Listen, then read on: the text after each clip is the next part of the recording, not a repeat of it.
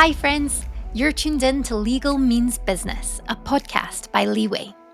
We're joined by some amazing guests who help us identify how to take your legal function and career to the next level. I'm your host, Steph Smith, and we're talking all things legal ops and legal tech, as well as other critical skills needed to help you thrive in the evolving in-house arena. Don't forget, you can watch us on YouTube or listen on the go through Spotify or Apple Podcasts. If you enjoy the conversation, please do hit subscribe and let us know what you think on social.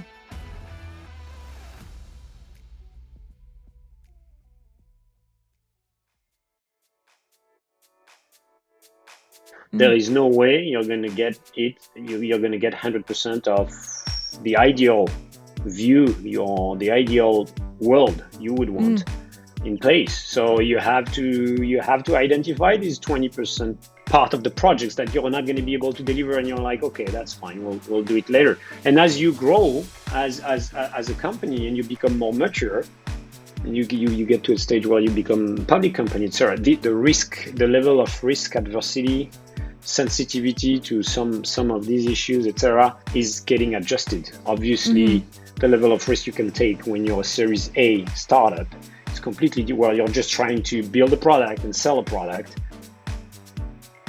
There's no denying that legal departments have been seen as the department of no for too long now. But while in-house lawyers are eager to add business value, it can be tricky to know where to begin. Thankfully, today we are joined by Arnaud Gouachon, the Chief Legal Officer from Contentsquare, a company described by Gartner as one of the 4 most innovative technologies in e-commerce. Arnaud describes himself as a full-stack lawyer with experience in public companies and hyper-growth startups and scale-ups. He is incredibly focused on becoming a problem-solving partner to the business. And during this episode, Arnaud shares how to turn legal and compliance challenges into business opportunities and revenue generators. Let's dive in. Hello, Arnaud. How are you doing? Hi, good. How are you? Thanks for having me. Oh, not at all. Delighted to have you. I've been looking forward to this conversation since we had our last one, and you're very passionate about what we're going to be talking about, so I'm excited. Happy to be here, for sure. Yeah, perfect. Well, I suppose I'm sure quite a lot of people will have heard of Contentsquare, but seeing as we do have listeners from all around the world, would you be able to tell us a bit about yourself and your current company, please? Sure, of course. So my name is Arnaud Gouachon. I am French, although I got US citizenship 2 weeks ago as well. Yay. Oh, it officially came through. Congratulations. Yeah. Thank you. Thank you very much. So I'm living in New York City. I think I've been in the US for about 17 years now. As you can see, my accent has been completely gone through that period of time, my French accent. What else? I have an amazing wife, 3 kids, US borns, mostly amazing kids. I've been, I guess, spending the last 15 years learning basically how to build a legal function. Initially for basically US subsidiaries of French multinational companies, and then over the last about 7 years for like fast-growing startups, and then scale up tech companies. So currently, I am Chief Legal Officer for Contentsquare. It is a French SaaS company doing digital experience analytics, and we're basically on a mission to turn every digital experience into a happy and human experience for the user. At a high level, this is what we are. We're thriving to do. The company, but the company has been growing really fast over the last few years. Today, we're about 1,500 employees in all over the world in 50 plus countries, I think. Although we have a few main offices. I joined the company 3 years ago. The legal team at the time was made of 2 awesome lawyers based in Paris, and today. We have the team is about close to probably 50 people across legal, privacy, and security functions, which are the functions I supervise. So Mm-hmm. that's about the company in a nutshell, I think. Yeah, that's so cool. And has it grown a lot since you joined the 3 years ago? Was that a big scaling period? Yeah, absolutely. It was about 300 employees, I think, when I joined 3 years ago. We've been growing a lot organically. We also went through a couple of acquisitions. We acquired six companies, two of which were significant, and the others were more like product add-ons. But so yeah, the company has been growing a lot, and it's been such a fun journey. I think my job has changed probably 3 or 4 times. If I had to divide that period into chapters, I would consider that yeah, my what you're doing when you're joining a company that has virtually no in-house legal function is completely different from what you're doing when you're starting having the team in 2 or 3 different locations, and what I'm doing today, which is I guess more focusing on my executive role within the company, and making sure we have the right senior leadership, in each verticals of the legal privacy security functions we've developed. So Mm-hmm. really different steps along the way, but each one is as, if not more exciting as the last one. So really happy. Yeah. Yeah, it's so cool. And yeah, what a great experience to experience all the different phases of that journey as well, which is super cool. And I know Yeah. that as a legal function, when a company scales so much, there's a lot of support that the legal function has to do to support that growth. And I know you're a big advocate for a kind of business first mindset for in-house lawyers specifically. So is this a mindset that you've always had, or where did it come from? That's a good question. I think I've always been like that. I've always been very interested in business, in entrepreneurship in general as Mm-hmm. an individual. And then when I grew, I developed as a lawyer. I think it's been naturally I've been attracted to this side of the practice pretty quickly. I really barely worked in a private practice, and almost right away joined the in-house legal team because I was really interested in the business side. Now you're asking me whether there was really a shift in Mm-hmm. really focusing on having a business first mindset. Yeah, probably. I think it was a two-step process. Like as I mentioned earlier, I started first working for larger companies and larger legal team. At that time, I'm having fun using that analogy, but I felt at times like, being at one of these pickup soccer games when you're a kid, or, high school or whatever, when, each team is picking a player one after the other, and you're the last one being picked up to play, if at all, if you're ever picked, or maybe you're going to be picked to be just a goalkeeper, right? And that's a Mm-hmm. little bit what I thought the legal function was like in these larger environments. No one really wanted to be working with the legal team. The legal team was going to be a deal breaker, slowing down the deal. Maybe, they were going to be, they were going to find some issues with the project. So Mm-hmm. no one really wanted to play with it. I think that was the first shift toward, okay, me thinking I want to be a business first lawyer. And this is probably when I decided to start joining, smaller companies, more dynamic companies where, you could start Mm-hmm. from a blank slate, building your legal function with the mindset and the philosophy that you want. Mm-hmm. And that was cool. That was really exciting. And I think the next milestone there that I noticed is one day at my former company, I was talking with one of our managers, our country manager for Germany, actually, and he was telling me, "Hey, it's great, the team you've built. We really love the legal team. I can think of any project that you guys blocked or prevented us from closing. And he meant that as a tremendous compliment, right? I think. And I'm like, oh, okay, all right, thanks. But, thinking about it, you're like, okay, I came from being nobody's friend, that no one wanted to play with, to basically being nobody at all. You're like, okay, you're like, hey, I love you. You're harmless. Yeah, yeah, I love my legal team. They're not gonna hurt.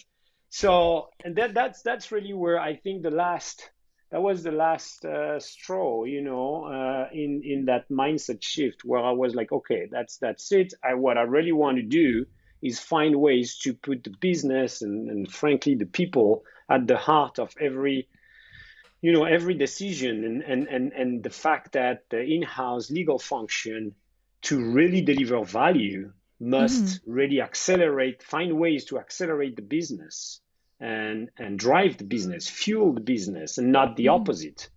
Otherwise, you just if you're just relying on the expertise, I don't think you're doing your job as in-house lawyer. I don't think there is a point even if having an in-house legal function. If Hmm. all you're expecting is the expertise, you're probably better off with sticking with just outside counsel. So anyway, sorry, Hmm. it was a long way to answer the question, but I think so. Naturally, I had that mindset, but it developed over the years through these experiences. Hmm. Yeah, you're so right. When teams are congratulating you on almost having no limited impact, if that makes sense. Yeah, It's an odd exactly. concept. And I feel you feel sad for them, right? This is what they've been experienced as senior managers over the years. The best Hmm. experience they can expect from the legal team is a legal team that's innocuous, right? Harmless. Hmm. Oh yeah, you can sit here. I don't mind. You're transparent. I don't see you. You're useless. So, I think we have to have stronger ambition for what the legal function can deliver.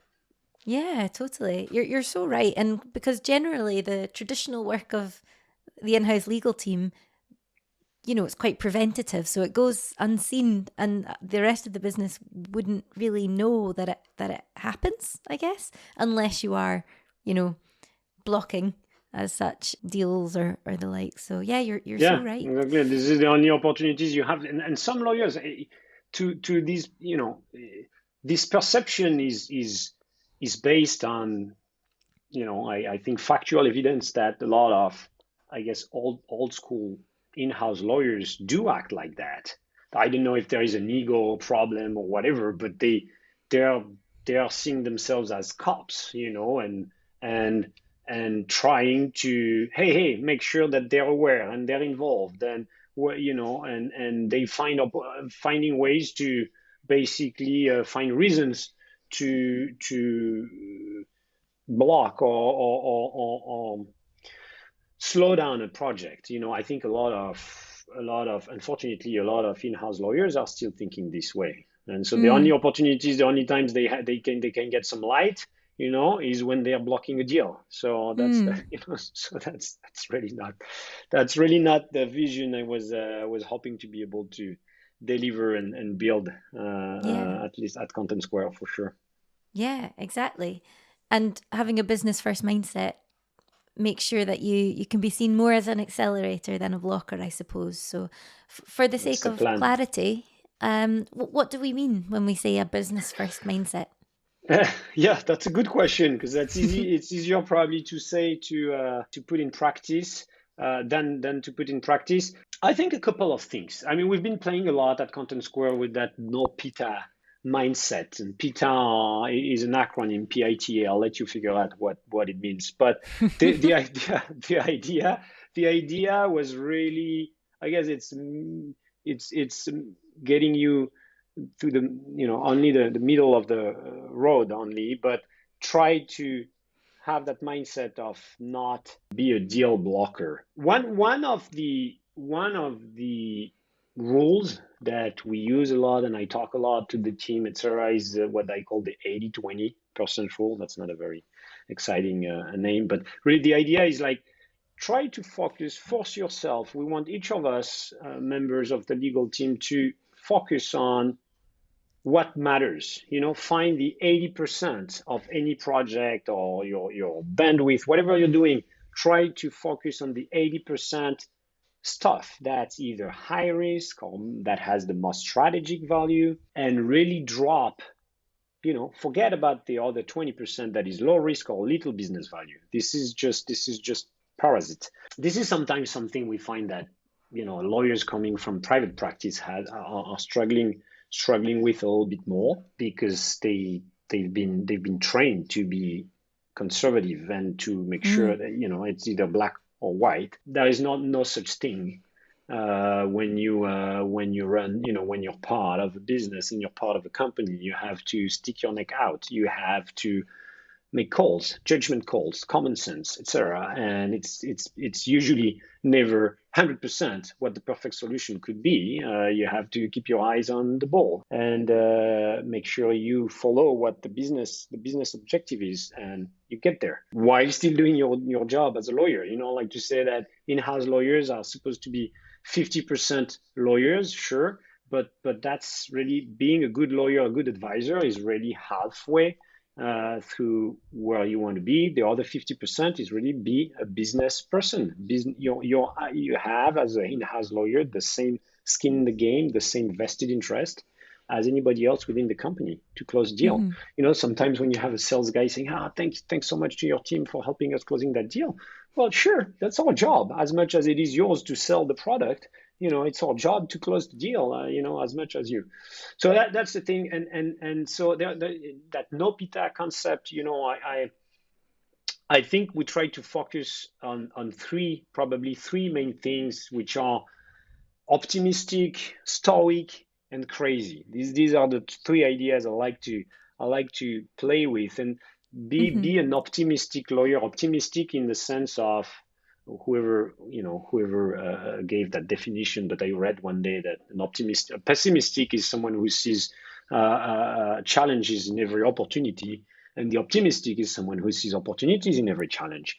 And that's something that's resonating with me and with us. We really try to find opportunities in anything that could be at first sight perceived as a potential challenge, a potential constraint on the business. That's the first recipe ingredient. I think that's really important when we hire people, when we meet people. This is probably the first value, the first skill, soft skill we're looking for. Some people that are thinking outside the box, etc. Then stoic, what I call stoic, for lack of better terms, like, I read someday about corporate stoicism. I think my take on that was really, you can't really control what's happening, particularly as an in-house lawyer. Not always. I laughed a lot when I arrived in the US at the expression, when the shit hits the fan. This is something I've been hearing a lot. I love that phrase. And I was like, oh, I was like, this is a pretty graphic, right, expression, right? Yeah, when you think about the way it translates, and I guess if you're visualizing it, it is very much. But it has a lot of, what you actually have to deal with as in-house lawyer. When something unexpected or bad happens, the general counsel is here to try to help solve that, resolve that. And you can't control when that happens, but you can control the way you respond to it. And focusing on this sometimes is very helpful, I found, in making sure you have that business mindset. These are, what I sometimes think about as moment of truth. Something like this happens. Okay, I have option A or option B here. Which one?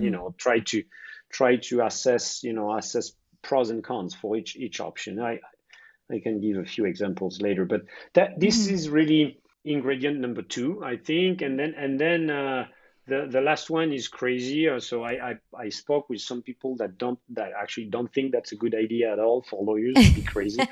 I think crazy in the way that you don't want to look at things the same way as everybody else, to the extent you can to the extent possible. It's Mm. really in the sense of thinking outside the box, being non-conventional to some extent. Mm-hmm. Sometimes when we're interviewing people or we're meeting people, I ask them on a scale from 1 to 10, how crazy do you think you are? This is not something from me. It's something from Tony Hsieh, actually, the founder of Zappos. I read this Cool. in one of his books, but that as well resonated with me. I thought it was pretty cool. And for lawyers, it's sometimes a little bit, it could be a little bit disturbing. You're like, oh, Yeah. if I say I'm crazy, as a lawyer, it's probably not that good. We're looking for people that are around 7 out of 10 crazy. The 10 out of 10 is probably a bit too much. Yeah. But, the idea is that I don't think you can do your job and be successful as in-house lawyer and general counsel if you are a conservative, by the book Mm. lawyer. You really need to think outside the box. I said that earlier, but I think Mm-hmm. that's really the idea here, and take some hopefully calculated risks. That's part of the Mm-hmm. game. That's part of the job. Mm-hmm. So that's a general idea, and some people tell me, well, okay, that's nice, but how do you do that? You need resources, you need to have trust, you need to have from your executive team or the board, and Mm-hmm. all of this is true. And I think there are ways where you can try to make sure you have that bandwidth, that breathing room from your executive team or your CEO or the board to Mm-hmm. implement some of these initiatives. So, what is a business first mindset? Arnaud and his legal team embrace a no PITA approach, which stands for no pain in the ass. This is a mindset where you can do whatever you can to reduce friction and blockers and instead focus on finding a way to achieve the business goal. One way to do this is by using the 80-20 rule. In an in-house legal context, this means focusing on the 80% of a project that is higher risk or adds the most strategic value, and deprioritising or dismissing the 20% of work that is low risk or adds little business value.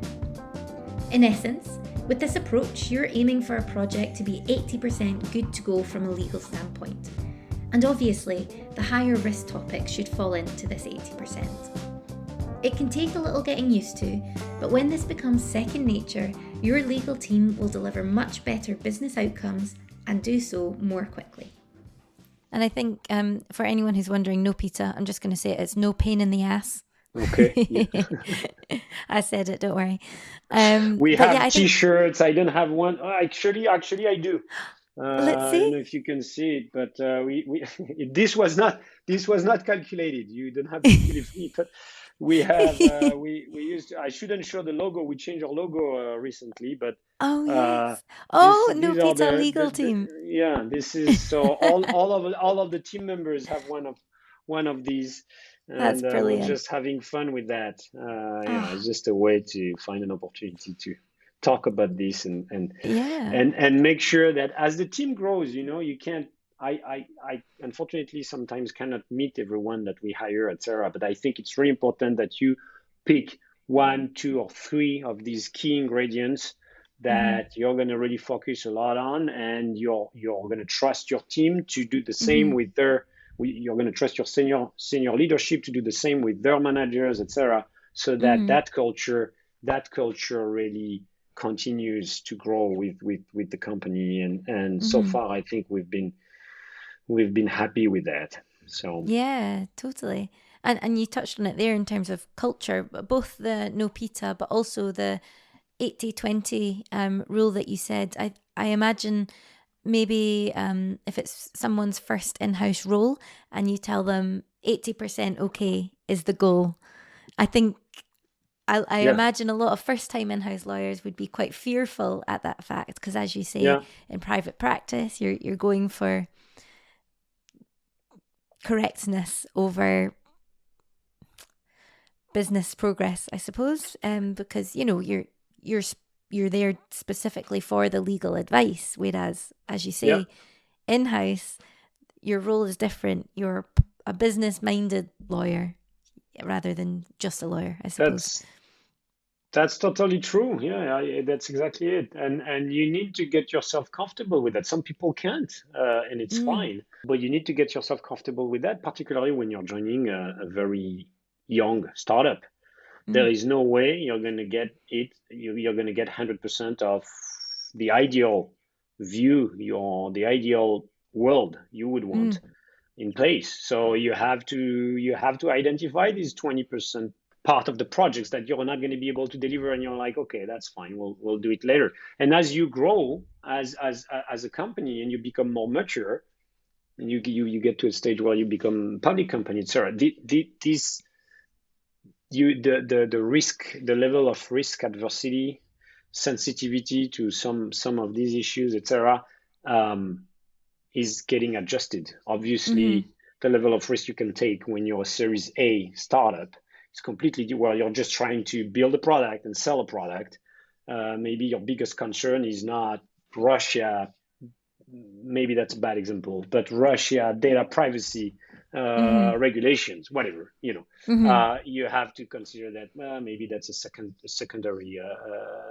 secondary concern at this point.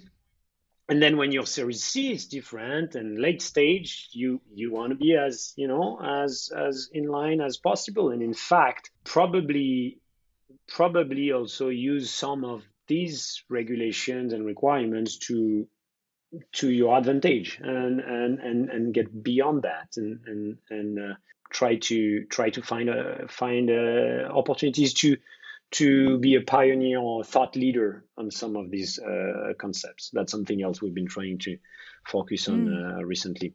But you're right. Yeah, I digress. But you're right. As a young lawyer, this is something that is not easy to get familiar with. And this is our job when we're a little more senior within the company. It's our job. It's my job as general counsel. Sometimes some of these things are escalated to me, and it's my job to make the call and and take responsibility for it.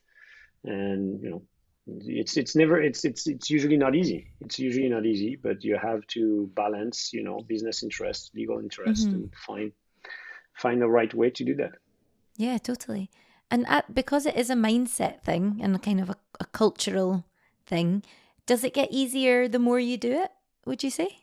I think so. Probably I got more used to that over time. Yeah, you get more confident, I think, and you learn. You learn by experience, from experience.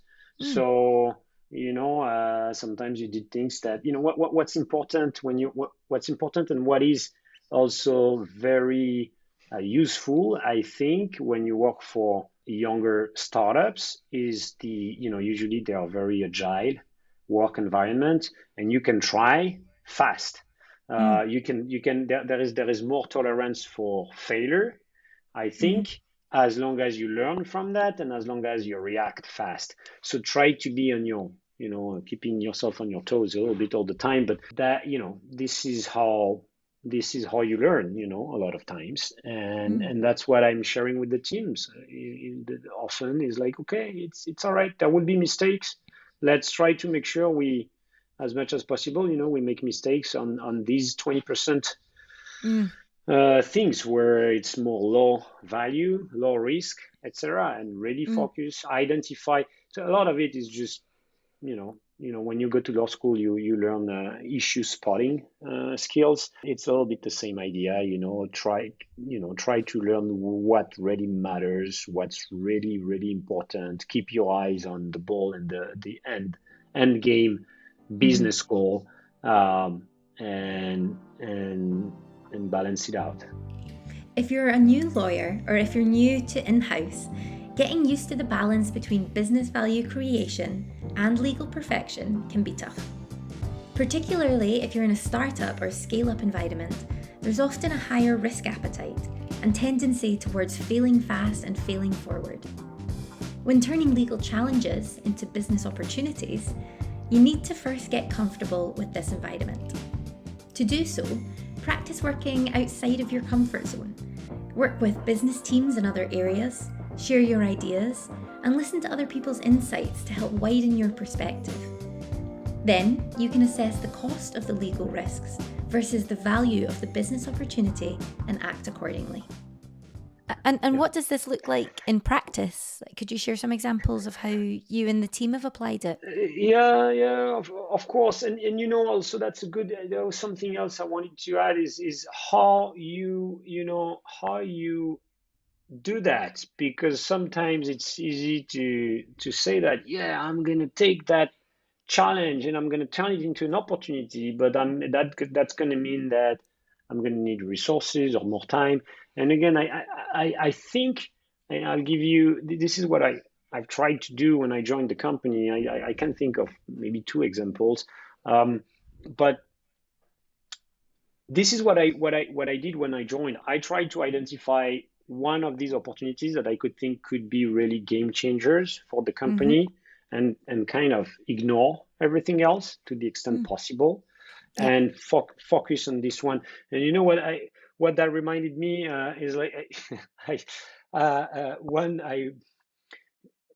I remember reading one of these Jack Reacher books, where he's in prison at some point, and in order to survive, he has to, he finds the leader of the gang there and headbutt him, right? And then he has credibility and respect from everybody else after that.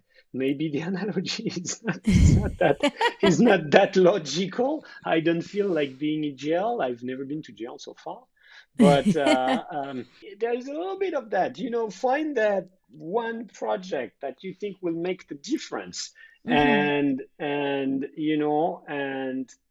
focus on that, nail it, and then you're gonna, if you're lucky, you need a little bit of luck. It's easy to say all that, but I think you need to be a little bit lucky as well. But you're gonna nail that, and that's gonna help you a lot building credibility and across the C-suite, across the other leaders and your board, with your board, etc.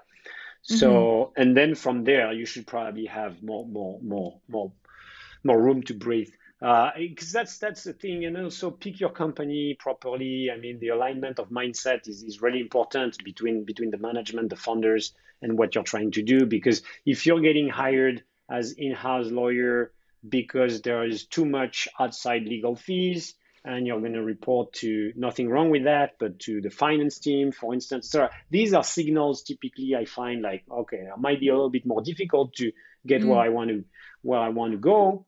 Because if I'm perceived just as a cost killer, probably I'm not going to have enough room to actually deliver the value I think I could deliver. So concretely, sorry for digressing a lot. No problem.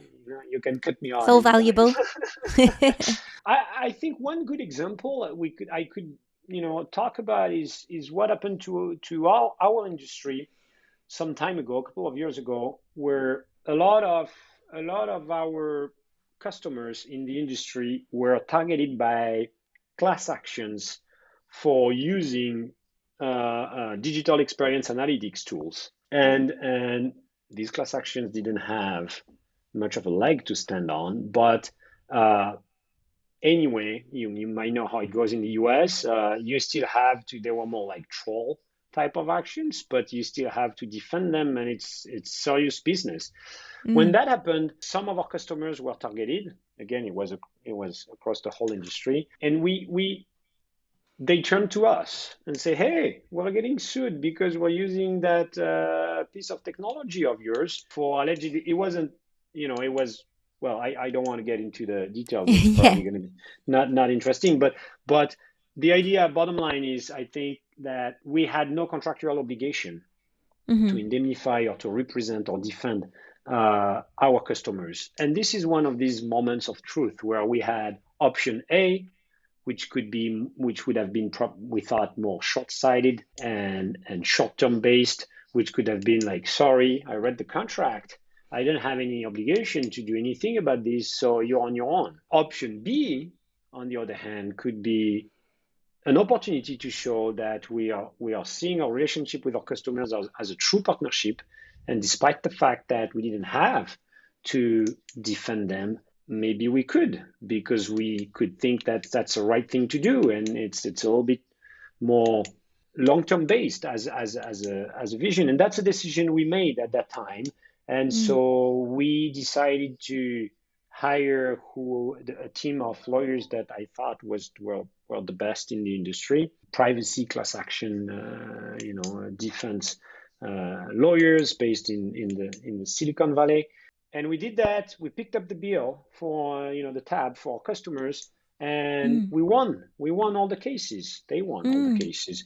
So the outcome of that was a very positive impact on the business. Could have been a very negative one if we had chosen option A. No, on the other hand, this is where I say also a little bit of luck, because even though we knew the cases were strong, you never know for sure, 100%. So there's a little bit of luck involved there as well. But in the end, it helped really reinforce our relationship with our customers. What could have been potentially a disaster or negative, could have had a negative impact on the business relationship, turned out to have a very strong positive impact. And so this is just an example, but there are multiple ways like this where I think the legal function can really find opportunities to help the business drive it and really have a positive impact. So that was one, and maybe one that is more applicable that could be more applicable to everyone or more companies, was the way we decided to tackle the whole privacy, regulation questions, and particularly when GDPR surfaced in 2016 now, I think. And here again, you have two options. You can look at it as a necessary evil, something you'll have to deal with, but we can still do business despite the regulations. Try to have kind of a minimalist approach. Yes, we're going to comply, but we're going to do it at bare minimum so that it will have as little as possible of an impact on my business or my product. If I'm using a product that's data, that's personal data intense, or that's using a lot of personal data. We decided to have a different approach here and really embrace the regulation, starting with GDPR, but all around the world, CCPA in the US, etc. And really try to get ahead of the game on that, and really focus on what it meant and what we could do. What we could do to use that as platform to go beyond the mere compliance, requirements into more like data ethics, etc. I can talk a little bit more about this later, but the concrete outcome of this thought process and brainstorming we had with our product teams and our product strategy teams ended up with a first version of a cookieless product that we released last year, I think, or a little bit earlier than that.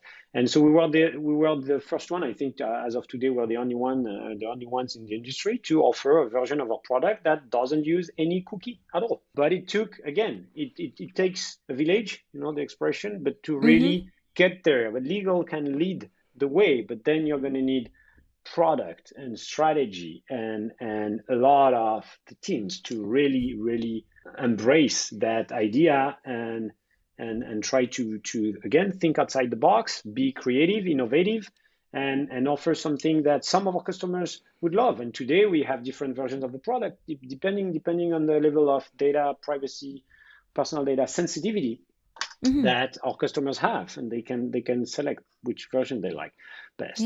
So these are two examples, I think, of where legal can really help, where it was able to really help. There are others, and it's really more of it's really more a day-to-day mindset to try to look at everything we do as lawyers through that lens. To try to really help the business all the time. This is what we're here for. Otherwise, there is no point being in-house, like I said earlier. So anyway, I hope that was helpful. Yeah, definitely, for sure. And you kept saying about luck, but luck is when preparation meets opportunity. So I'm sure you wouldn't have had the same outcome if you weren't prepared and if you didn't have the business first approach. So I'm sure don't Maybe. downplay your efforts. No, that's brilliant. And as you mentioned, it feels like the impact, and you mentioned how it takes a village and all the other teams are involved in different projects and stuff. And I think this business first approach really helps legal become integrated into the business. Is that fair? Absolutely, absolutely. And this is something that was even more important during COVID, where everybody, a lot of us were working remotely. This was even more challenging then. Yeah, absolutely true. You have to develop these trusted relationships with all of the business, product house, sales teams, etc., team members, so that you are in fact an integrated part of the business, and you have a better opportunity to actually deliver value this way, for sure. Yeah, very cool. That's critical. And I imagine, for instance, the person you mentioned at the beginning of the podcast, being surprised that you weren't negatively impacting their processes. So I imagine it rebrands legal internally as well, which is pretty cool. But yes, so unfortunately we're running out of time. So I don't know if you have any final remarks that you'd like to make on either no PITA or anything that we've talked about today. No, not really. I think it's the last few words could be about how to look for the future, maybe try to identify new trends, try to identify things that could become unavoidable in the future, and the same way I mentioned about GDPR, there are a number of the things that are happening now. One thing I could think of is like all the impact ideas in general. This is something else we've been trying to focus on. There are more and more developing regulations, or future requirements around extra financial commitments, ESG, sustainability, ethics, diversity, inclusion, non-profit commitment, whatnot. So I think this is another area where a lot of legal teams can help actually anticipate that and be proactive about this, and use that as a strength in the end, rather than waiting and be and have to be reactive about it, and then it's a lost opportunity for everyone to actually deliver some value. So this is having that mindset is really going to help the legal team to deliver value and turn what could have been challenges into what sometimes is called blue ocean business opportunities. Yes, I love that. Yeah, finding the opportunities and the challenges. That's absolutely brilliant. Yeah, I think that's a nice summary. Yeah, exactly. Thank you. I'm talking a lot, I know. Thank you so much. Honestly, that'll be super valuable for everyone listening, and it's important to keep this front of mind and remember that when you're in-house, you're not solely a lawyer, you're a business person with a legal hat. So I think that's a brilliant thing that'll be very useful for everyone. Never take yourself too seriously. I think that's something else we could have added here. Yes. Lawyers are not they're not that critical in the whole process in the end. So anyway, when they're up at 7 out of 10 on the crazy scale, I'm sure they'll be having fun. So yeah, that's very important to make sure we have fun along the way. That's for sure. Cool. Well, thank you so much, Arnaud. It was such a pleasure to speak to you. So I really appreciate your time. Thank you, Steph. Thank you very much for your time. I was really happy to be with you.